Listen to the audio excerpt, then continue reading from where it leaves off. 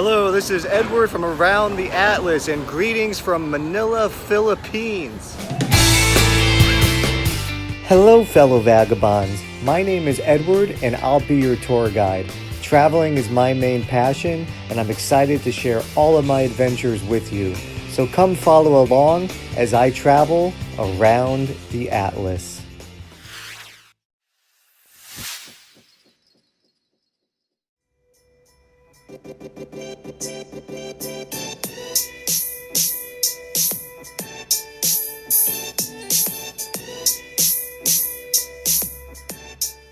My first impressions of Manila, it's definitely not what I thought it would be. It's a lot more just chaotic and urban jungle, and a lot more undeveloped actually. If you took Bangkok, Thailand, Havana, Cuba, and Guadalajara, Mexico, and the three of them had a baby, you would get Manila as their child. So kind of reminds me of a hybrid of all three of those cities that I've been to. Kind of a fascinating mix.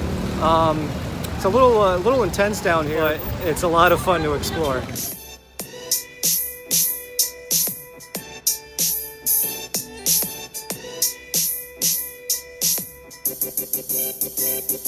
Right now I'm exploring the Chinatown section of Manila, and this is another very chaotic, crowded, crazy section of the city as well. One of the most disappointing things is the pollution problem in the city, and all the rivers in Manila that I've crossed on bridges and stuff just have a ton of garbage floating around in them, as you can see right here. This is actually surprisingly one of the cleaner ones, but still it's definitely an eyesore, and it's too bad that they don't clean up more here.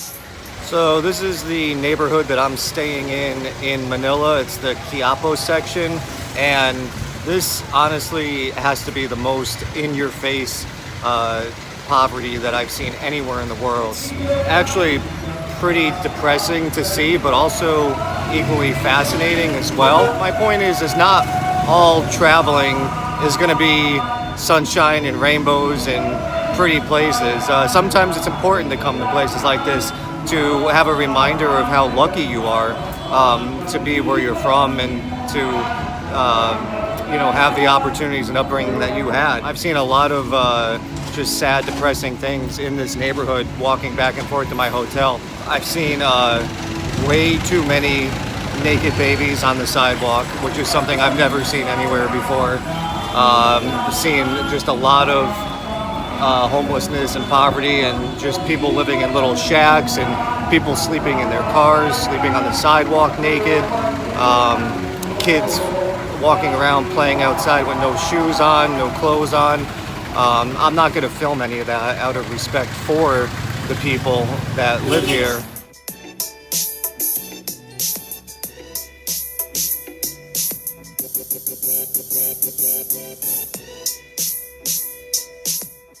Right now I'm exploring the Bonifacio Global City section of Manila, known as the BGC section for short.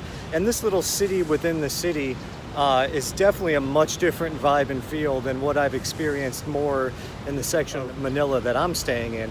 This area is very modern, very clean, very walkable sidewalks. The reason why I'm here in this section is because this area is also known for a lot of good street art and wall murals, which, as many of you know, I absolutely love seeing when I'm traveling.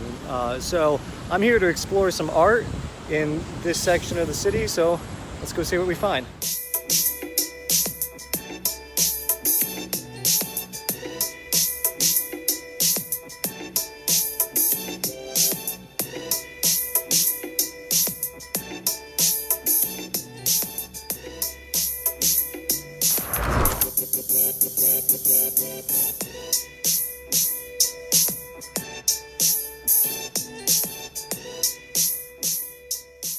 Right now I'm exploring the Intramuros section of Manila, and this is pretty much the Old Town district. There's a lot of Spanish era architecture, a lot of old historic churches. It's definitely different than other parts of Manila I've been exploring. It's a little more tourist friendly, actually a little too touristy for my liking, but it's a good place to walk around and explore for an hour or two before hitting up some other sections.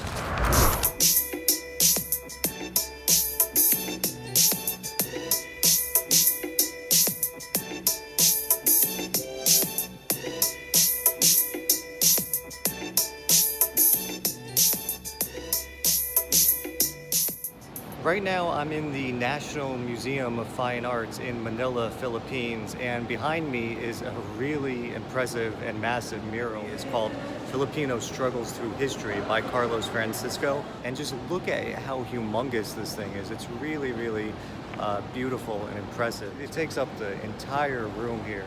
It's really, really huge.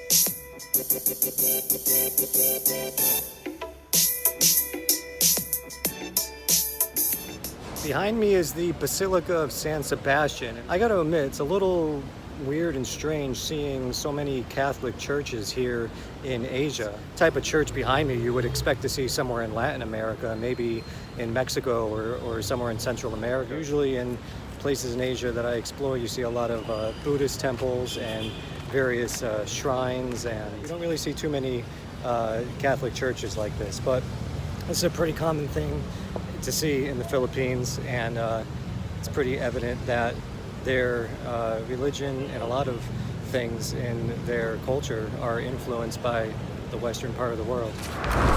Speaking of the Western world having a pretty big influence on the Philippines, look what else I happened to find while I was here.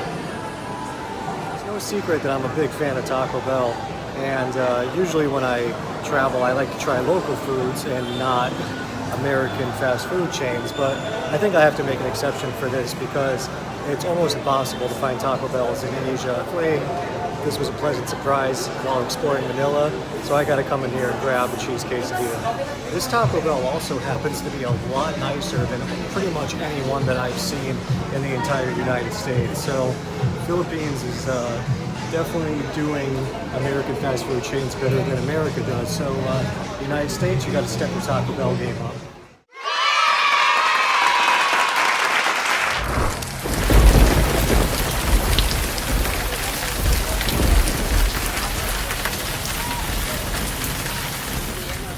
Absolutely pouring in Manila right now. The streets are literally flooded and I am soaking wet. It's an experience, that's for sure, but I mean, look at this. Like,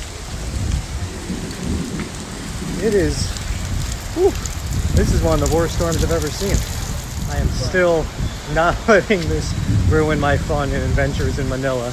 Might have to get a new pair of shoes and some dry clothes, but still making the most of it while I'm here. So when I told people I was coming to Manila, a few people who have been to the Philippines before, or people that are from the Philippines, said that I had to come check out the Mall of Asia. So here I am. I'll admit that a guilty pleasure of mine is shopping, and it's also very hot outside in the Philippines, so coming to a place indoors with air conditioning is definitely an added bonus. But this is actually the 4th biggest mall in the Philippines and the 14th biggest mall in the world. So it's a pretty interesting place with both a lot of shops and a lot of restaurants and places to eat and drink too.